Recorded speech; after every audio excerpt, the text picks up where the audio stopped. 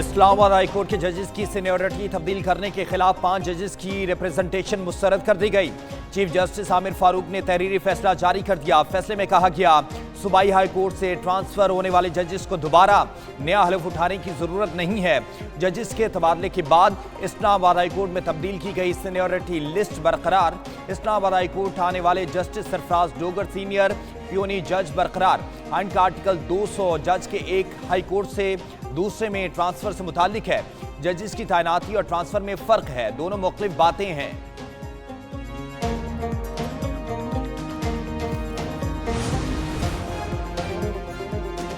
Supreme court में civilians के trials के फैसले के खिलाफ इंट्रा कोर्ट अपील पर समाअत। दौरान समाअत जस्टिस नाइम अख्तर अवान का सलमान राजा से दिलचस्प मुकाबला। बोले, आपकी एक सियासी जमात के साथ आजकल सियासी वाबस्तगी भी है। जब आपकी सियासी पार्टी की हुकूमत थी उस वक्त आर्मी एक्ट में एक तरमीम की गई।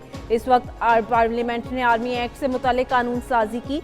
सलमान अकरम राजा ने कहा, मैं इस वक्त PTI का हिस्सा नहीं था, मैं हमेशा ओपोजिशन वाली साइड पर रहा।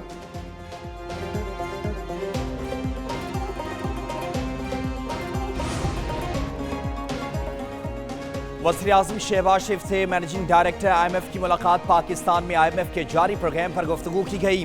हुकूमती इस्लाहात के जरिए हासिल होने वाले मैक्रो इकनॉमिक इस्तेहकाम पर भी बातचीत की गई। मालियाती नज़्म ज़ब्त को बरकरार रखने के लिए पाकिस्तान के अज़्म को उजागर किया गया। शहबाज शरीफ ने IMF की तौसीही फंड सहूलत के तहत होने वाली पेशरफ्त की अहमियत को उजागर किया। वज़ीर-ए-आज़म और क्रिस्टालिना जॉर्जिया की मुलाकात गुज़श्ता रोज़ दुबई में हुई।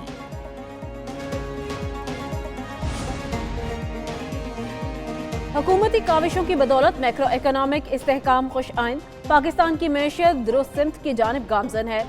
MD IMF क्रिस्टालिना जॉर्जिवा ने भी एतराफ़ कर लिया। वजीर खजाना मोहम्मद औरंगजेब का कहना है, दुबई में वजीर आज़म और MD IMF की मुलाकात हुई। क्रिस्टालिना ने IMF प्रोग्राम से मुताल्लिक पाकिस्तान की काविशों को सराहा। वजीर आज़म और काबीना बहुत क्लियर है कि गवर्नमेंट का काम कारोबार करना नहीं, हमारा काम पॉलिसी फ्रेमवर्क देना है।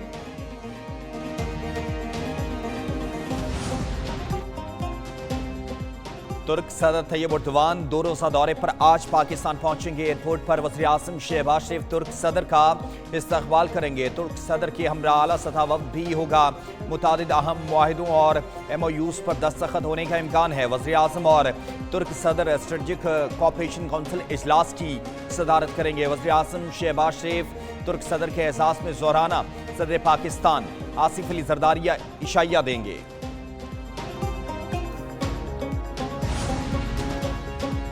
शहर कायद में ट्रैफिक हादसात में हलाकतों का सिलसिला न रुक सका। रवां साल अब तक 104 अफराद जिंदगी से हाथ धो बैठे। 1404 से ज्यादा अफराद ट्रैफिक हादसे में जख्मी हुए। ट्रैफिक हादसात पर मुश्तमिल शहरियों ने गुज़िश्ता रोज लांडी में 2 ट्रकों और सरजानी टाउन में एक टैंकर को आग लगा दी। पुलिस ने इश्तियाल अंगेज बयानात देने पर मुहाजिर कौमी मूवमेंट के चेयरमैन आफाक अहमद को गिरफ्तार कर लिया।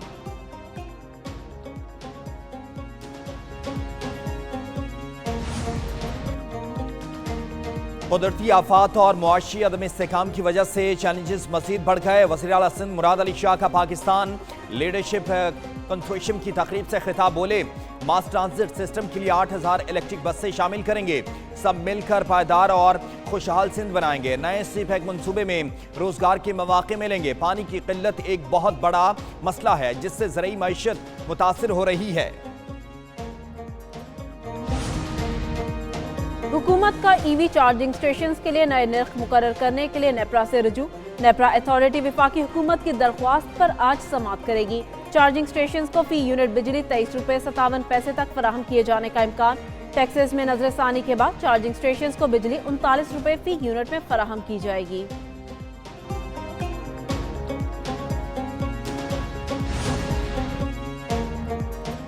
चीनी की कीमत के मामले पर हुकूमत और शुगर माफिया में डेडलॉक। हुकूमती कोशिशों के बावजूद शुगर मिल से चीनी की कीमत में कमी पर तैयार नहीं। राय ने बताया, हुकूमत ने मालिकान से जुमे तक खत्मी जवाब मांग लिया है। शुगर मिल्स का चीनी की कीमत में कमी के लिए 18% GST खत्म करने का मुतालबा। हुकूमत रमजान मुबारक में 120 रुपये फी किलो के हिसाब से चीनी की कीमत फरोख्त चाहती है। शुगर मिल्स का मौक़िफ़ है कि चीनी की फी किलो लागत 170 रुपये फी किलो है। इस वक्त चीनी की कीमत 155 रुपये फी किलो है। पाकिस्तान में सोना खरीदना ख्वाब बन गया। आसमान को छूती कीमतों ने शहरियों को चकरा कर रख दिया। सोने की फी तोला कीमत 100 रुपए इजाफे से 3,31,100 रुपए तक पहुंच गई। 10 ग्राम सोने की कीमत 86 रुपए के इजाफे से 2,59,859 रुपए हो गई। ट्रंप की जानिब से नए टैरिफ आयद करने की धमकियों के बाद आलमी मंडी में सोना महंगा हुआ। लिबिया कश्ती हादसे में जाबहक पाकिस्तानियों की शिनाख्त का सिलसिला जारी। मरने वालों में से 13 का ताल्लुक फराचनार से है। वजारत दाखिला ने तस्दीक कर दी। नौजवान डंकी के जरिए यूरोप जा रहे थे। लवाहिकीन की हुकूमत से लाशें वतन वापस लाने की अपील।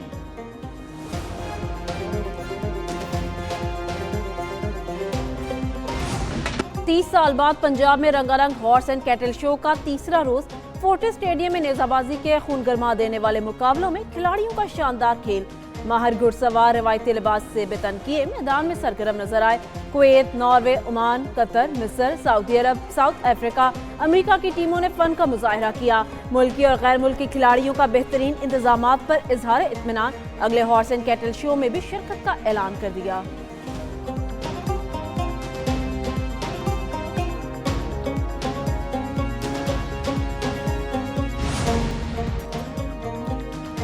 मैच फिक्सिंग के इल्जाम में बांग्लादेशी खातून क्रिकेटर शोहलिया अख्तर पर 5 साल की पाबंदी आयद कर दी गई। शोहलिया अख्तर करप्शन के इल्जाम में पाबंदी का शिकार होने वाली पहली खातून क्रिकेटर बन गईं।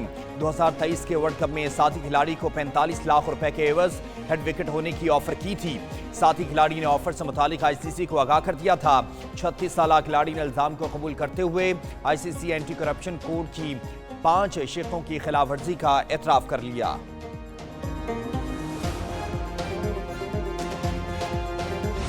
मज़ाही अंदाज में गुलकारी करके सोशल मीडिया पर शोहरत पाने वाले चाहत फतेह अली खान सिर्फ गाना गाएंगे नहीं बल्कि सिखाएंगे भी। गुलकार ने अपनी म्यूजिक एकेडमी बनाने का ऐलान कर दिया। कहते हैं अनकरीब लाहौर में एकेडमी खोलने जा रहा हूं, जहां गुलकारी के साथ एक्टिंग भी सिखाई जाएगी।